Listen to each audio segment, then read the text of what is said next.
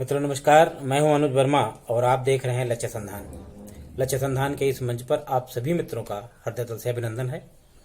मित्रों, आज के इस वीडियो में मैं अपने विद्यार्थियों के लिए, जो हमारे प्रसिद्धि विद्यालयों के विद्यार्थी हैं या कक्षा 3, 4, 5, 6, 7, 8, 9, 10 के किसी भी विद्यालय के विद्यार्थी हैं, हमारे विद्यार्थी हैं, विद्यार्थी वर्ग के लिए यह वीडियो है, जिसमें हमने, चूंकि पिछले वीडियो में हमने लिंग बता दिए हैं, आज वचन, पुरुष और लकार, इसको हमने 4-5 मिनट में समेट करके बड़ा ही सामान्य रूप से बताने का प्रयास किया है। यदि आप अंत तक इस वीडियो को देखेंगे तो निश्चित ही यह प्रकरण आपको समझ में आएगा और आपको आजीवन उपयोगी बना रहेगा, आपको याद रहेगा। इसका प्रयास मैंने किया है, इस तरीके से आपके सामने में लाने का प्रयास किया है। तो इसलिए निवेदन है कि इस वीडियो को अंत तक देखिए, अपनी प्रतिक्रिया कमेंट के माध्यम से और अपना स्नेह इस लक्ष्य संधान चैनल को लाइक और सब्सक्राइब कर प्रदान करिए। देखिए आज का वीडियो, जिसमें हमने लकार, पुरुष और वचन बताने का प्रयास किया है। मैंने पिछले वीडियो में आप सभी तक लिंग, अकारांत, आकारांत, इकारांत, ईकारांत, इस तरह के शब्दों की जानकारी देते हुए एक वीडियो आप तक पहुंचाया था। आप सभी ने उसे बहुत प्यार दिया, बहुत देखा। इसके लिए आप सभी को हृदय तल से साधुवाद है, आभार है। आज का ये जो वीडियो, इसमें मैंने उसके आगे उसमें लिंग दे दिया था, मैंने स्त्रीलिंग, पुल्लिंग और नपुंसक लिंग। अब उसके आगे इसको मैंने बताने का प्रयास किया है। इसमें वचन और पुरुष। वचन ऐसे शब्द जिनसे किसी के होने की संख्या का बोध हो। संस्कृत में वचन 3 होते हैं, एक वचन, द्विवचन और बहुवचन। हिंदी में इनकी संख्या घटकर 2 रह जाती है, एक वचन और बहुवचन। तो चूंकि आज संस्कृत विषय का ये वीडियो है, इसलिए संस्कृत विषय से ही संबंधित हम बात करेंगे। तो वचन को जान लीजिए। वचन क्या है? वचन ऐसे शब्द जिनसे किसी की संख्या के होने का बोध हो। उसका प्रमाण कितना है, कितनी संख्या में कोई चीज है, उसका जिससे बोध होता है, जिन शब्दों से, उन शब्दों को जो है उनको हम वचन कहते हैं। यदि किसी के एक होने का बोध है तो वह शब्द एक वचन हो गया। किसी शब्द से अगर 2 होने का बोध हो रहा हो तो वह द्विवचन हो गया। और 2 से अधिक अगर किसी शब्द से होने का बोध हो रहा हो तो वह बहुवचन हो गया। जैसे बालकाः, बालकाः माने एक बालक, एक बालक का होने का बोध हो रहा, अर्थात एक वचन। गजः, गजः माने हाथी, एक हाथी, अर्थात एक हाथी का मतलब हुआ एक वचन, एक होने का बोध हो रहा है। फलम, जैसे एक फल होने का बोध हो रहा, अर्थात एक वचन। इसी तरह से जिन शब्दों से किसी की 2 होने का बोध हो तो उस शब्द को हम 2 वचन ही समझ लेते हैं। जैसे उसको अगर हम देखें गजौ, तो गजौ माने 2 हाथी, अर्थात 2 संख्या है तो 2 वचन हो गया गजौ शब्द में। बालकौ, बालकों माने 2 बालक, इसमें 2 संख्या है, 2 बालक हैं, बालकों की संख्या 2 है, इसलिए द्विवचन हो गया। फले, फले माने 2 फल, इसका मतलब इसमें फलों की संख्या कितनी है? 2 है। तो जब जो संख्या 2 है तो इसका मतलब वचन कितना हो गया? द्विवचन हो गया। यदि यह संख्या 1 होती तो कितना हो जाता? यदि 1 फल होता तो एक वचन, 2 फल होते तो द्विवचन, 1 बालक था तो एक वचन, 2 बालक हो गए तो द्विवचन। इसी तरह से जब 2 से अधिक कोई संख्या होती है तो उसको हम 3 वचन नहीं कहते हैं। 1 के लिए एक वचन, 2 के लिए द्विवचन और 2 से ज्यादा की संख्या के लिए बहुवचन का प्रयोग किया जाता है।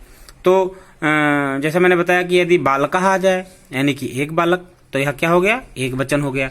यदि बालका के बाद बालकौ आ जाए यानी कि 2 बालक, तो वो क्या हो गया? वह हो गया द्विवचन, 2 बालक हो गए।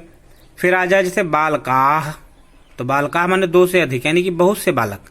तो जब बहुत से बालक आ गए, मैंने बताया कि 1 के लिए एक वचन, 2 के लिए द्विवचन और 2 से अधिक कितनी भी संख्या हो अनंत तक, उसके सबके लिए बहुवचन ही प्रयोग किया जाता है। तो जैसे हमने कह दिया बालकाः, अब बालकाः का अर्थ हो गया बहुत से बालक। तो जब बहुत से बालक हो गए, इसका मतलब यह क्या हो गया?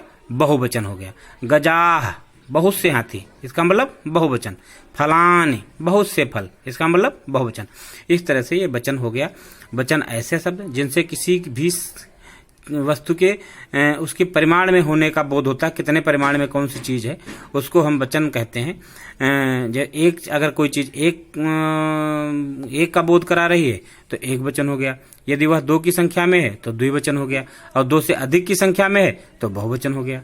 पुनः स्पष्ट कर लीजिए, 1 की संख्या एक वचन, 2 की संख्या 2 वचन और 2 से अधिक की संख्या वह बहुवचन है, 3 वचन नहीं होता है। 2 से अधिक के लिए बहुवचन शब्द का ही प्रयोग करते हैं। अब आ जाइए पुरुष। प्रत्येक लकार की पुरुष भी होती है, उसमें 3 पुरुष होते हैं। जैसे 3 वचन होते हैं संस्कृत में, उसी तरह 3 पुरुष होते हैं। प्रथम पुरुष, इसमें प्रथम पुरुष में वह, वे और वे लोग, वे सब, इस तरह के सर्वनामों का प्रयोग इन पदों के साथ किया जाता है। उन पदों को प्रथम पुरुष पद कहते हैं। जिन पदों के माध्यम से तुम, तुम दोनों, तुम सब, इनका प्रयोग किया जाता है उनको मध्यम पुरुष कहते हैं। और जिनके साथ हम, हम दोनों, हम सब, इनका प्रयोग किया जाता है, इनको उत्तम पुरुष कहते हैं। प्रत्येक लकार के 3 पुरुष होते हैं और प्रत्येक लकार 3 वचन में होती है, एक वचन, द्विवचन, बहुवचन, प्रथम पुरुष, मध्यम पुरुष और उत्तम पुरुष। यह तो एक प्राथमिक जानकारी हो गई। इसके बाद लकार, लकार आ जाता है। तो लकार है क्या? ये जैसे मैंने बता दिया एक बार, वचन जिनसे संख्या का बोध हो। कोई संख्या अगर 1 में है, कोई चीज अगर 1 में है तो 1 वचन, कोई चीज अगर 2 में है तो 2 वचन, कोई चीज अगर 2 से अधिक है तो बहुवचन। इसी तरह से पुरुष, प्रत्येक लकार के पुरुष 3 होते हैं। वह, वे सब या वे लोग, इनका अगर हमको प्रयोग करना है तो वह प्रथम पुरुष के अंतर्गत आ गया।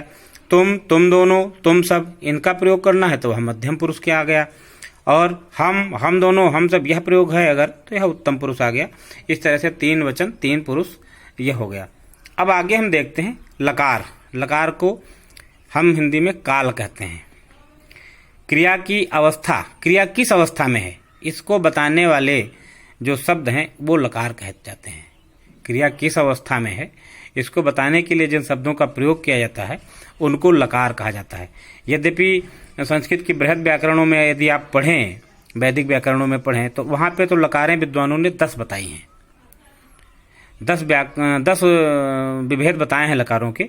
लट, लिट, लुट, लिट, लेट, लोट, लंग, लिंग, लुंग, लिंग, ये 10 लकारें बृहद व्याकरणों के अगर यदि आप ग्रंथ पढ़ते हैं तो वहाँ पे पाई जाती हैं, बताई गई हैं। फिर भी हमको इन 10 को ना पढ़ करके सामान्य तौर पर विद्यार्थियों के लिए जो कक्षा 3, 4, 5, 6, 7, 8, 9, 10, 11, 12 और प्रतियोगी परीक्षाओं के भी, सामान्य प्रतियोगी परीक्षाओं के जो छात्र हैं उनके लिए लकारें 5 ही बताई जाती हैं और 5 लकारों का ही हम अध्ययन करते हैं, क्योंकि हमें वैदिक यहाँ भी नहीं पढ़ना है। आगे जिसको पढ़ना है वो आगे पढ़ लेगा। यहाँ पर सामान्य तौर पे 5 लकारें होती हैं जो हमारे जीवन में उपयोगी हैं और हमारे लिए उपयोगी हैं, हमारे पाठ्यक्रम में हैं। तो वो 5 लकारें हैं। लट लकार यानी कि वर्तमान काल, लंग लकार यानी कि भूतकाल, लिट लकार यानी कि भविष्य काल, लोट लकार यानी कि आज्ञार्थक के संदर्भ में, और विधिलिंग लकार चाहिए के अर्थ में ये प्रयोग होती हैं। फिर से देख लीजिए कौन कौन सी लकारें हैं। लट लकार अर्थात वर्तमान काल, लंग लकार अर्थात भूतकाल, लिट लकार यानी कि भविष्य काल, लोट लकार आज्ञा काल और विधिलिंग लकार चाहिए के अर्थ में ये प्रयोग किया जाता है। इस तरह से ये 5 लकारें हैं।